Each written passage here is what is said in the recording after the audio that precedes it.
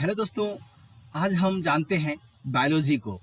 Bio का अर्थ है जीवन यानी लाइफ और लोगस का अर्थ है अध्ययन यानी स्टडी, अर्थात जीवन का अध्ययन बायोलॉजी कहलाता है। दोनों मिल करके ही बायो और लॉगस जीवन का अध्ययन करते हैं। देखिए, बायोलॉजी शब्द का प्रयोग सर्वप्रथम लैमार्क जो कि फ्रांस के रहने वाले थे और ट्रेविरेनस जो कि जर्मनी के रहने वाले थे, दोनों वैज्ञानिकों ने सन 1801 में किया था। यानी सन 1801 में ही बायोलॉजी शब्द का नाम आ गया था। जीव विज्ञान का एक क्रमबद्ध ज्ञान के रूप में विकास प्रसिद्ध जो ग्रीक दार्शनिक अरस्तु यानी एरिस्टोटल ने बीसी काल में ही 384 से 322 के बीच में ही कर लिया था।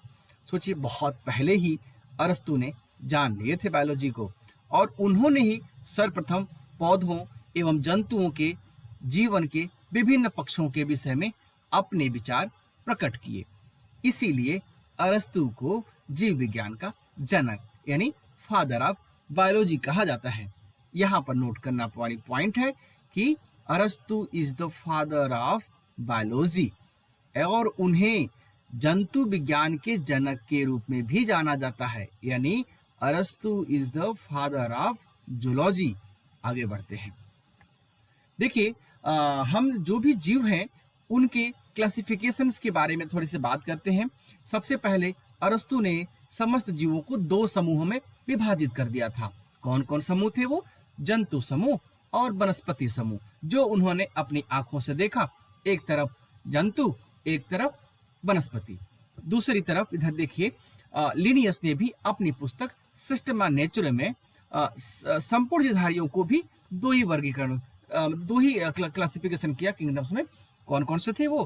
पादप जगत और जंतु जगत यानी प्लांट किंगडम्स, एनिमल किंगडम।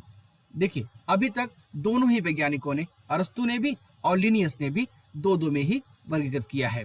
आगे चलते हैं। लिनियस ने वर्गीकरण की जो प्रणाली शुरू की थी उसी से आधुनिक वर्गीकरण प्रणाली की नींव पड़ी। इसलिए लिनियस को फादर ऑफ मॉडर्न टैक्सोनॉमी कहा जाता है। यहाँ पर भी एक पॉइंट नोट करना चाहिए। देखिए, अरस्तु क्या थे? Father of biology and father of zoology. और यहाँ पर लिनियस क्या है? Father of modern taxonomy. आगे चलते हैं। देखिए, अब आ गए हमारे पास विटेकर, जिन्होंने 1969 में सबसे पहले द्विजगत को हटा करके 5 जगत यानी 5 किंगडम क्लासिफिकेशन का वर्गीकरण किया। उसमें उन्होंने नाम दिए, पहला मोनेरा, प्रोटिस्टा, पादप, कवक, जंतु। हम जानेंगे एक एक के बारे में थोड़ा थोड़ा। देखिए, मोनेरा के बारे में उन्होंने इस जगत में सभी प्रोकैरियोटिक जीव अर्थात जीवाणु, साइनोबैक्टीरिया तथा आर्कियोबैक्टीरिया सम्मिलित किए हैं। तंतुमय फाइब्रोसिस जीवाणु भी इसी में जगत में आते हैं। प्रोटिस्टा इस जगत में विविध प्रकार के एक कोष की यानी एक सेल वाले प्रायः जलीय यूकैरियोटिक जीव यानी पानी में रहने वाले यूकैरियोटिक जीव सम्मिलित किए गए हैं। और इसमें पादप और जंतु के बीच में स्थित युग्लिना यानी एल्गी इसी जगत में है। ये इंपॉर्टेंट पॉइंट है कि पौधों और जंतुओं के बीच में जो कड़ी है वो किसकी है? वो है युग्लिना की। यानी युग्लिना को या एल्गी को हम ना ही पौधा कह सकते हैं ना ही जंतु कह सकते हैं। तो इस प्रकार से युग्लिना जो होता है दोनों की कड़ी माना जाता है। यह 2 प्रकार की जीवन पद्धति प्रदर्शित करती है। यदि सूर्य की रोशनी रहेगी तो वो अपना भोजन खुद ही बना लेगा, और सूर्य की रोशनी नहीं रहती है तो वो इतरपोषी यानी किसी मरे हुए जीव के ऊपर निर्भर होकर जाता है। साधारणतया ये प्रोटोजोआ आते हैं इसमें। देखिए, प्लांटी तीसरा है प्लांटी, पौधा। इस जगत में प्रायः सभी रंगीन यानी कलर्ड बहुकोष के यानी मल्टी सेलुलर प्रकाश संश्लेषित जीव, उत्पादित जीव सम्मिलित हैं। जैसे कि इसमें शैवाल आते हैं, मांस वो वाला मत समझिएगा, स्फैग्नम मांस है, और उस वाले में पुष्पी तथा अपुष्पी यानी फ्लावरिंग और नॉन फ्लावरिंग बीजी पौधे भी इसी के अंग में है। यानी सारे पौधों को प्लांटी के अंदर सम्मिलित किया गया। आगे बढ़ते हैं। फंगाई यानी कवक।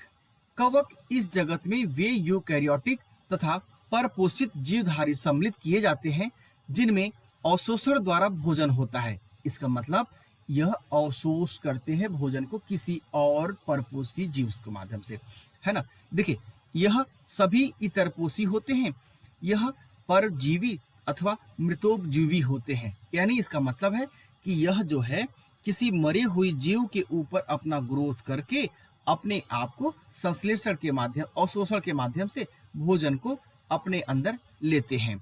और इनकी जो सेल होती है, बाहर की जो कोशिका भित्ति होती है, वो काइटिन नामक एक जटिल शर्करा की बनी होती है, जिसका ये इनका सेल बना होता है, ये फंगाई।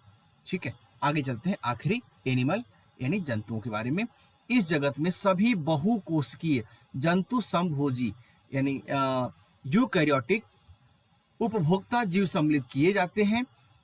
इनको मेटाजोआ भी कहते हैं, जैसे कि हाइड्रा, जेलीफिश, क्रीमी, स्टारफिश यानी सितारा मछली, सरीसृप यानी स्नैक्स कैटेगरी के, उभयचर यानी मतलब जो पानी और जल थल दोनों में रह जाए, जैसे कि मेढक, फ्रॉग जीव, स्तनधारी जीव इसी जगत के अंग हैं। तो ये हुई हमारी पांचों जो कि व्हिटेकर ने 5 किंगडम का क्लासिफिकेशन दिया था। तो मोनेरा, प्रोटिस्टा, पादप, कवक और जंतु के बारे में हमने आपको बताया। उम्मीद करते हैं आप इसे अच्छे से याद रखेंगे और आने वाले कॉम्पिटिटिव एग्जाम में भरपूर इसका उपयोग करेंगे। धन्यवाद। मिलेंगे किसी और अन्य वीडियो में। धन्यवाद तब तक।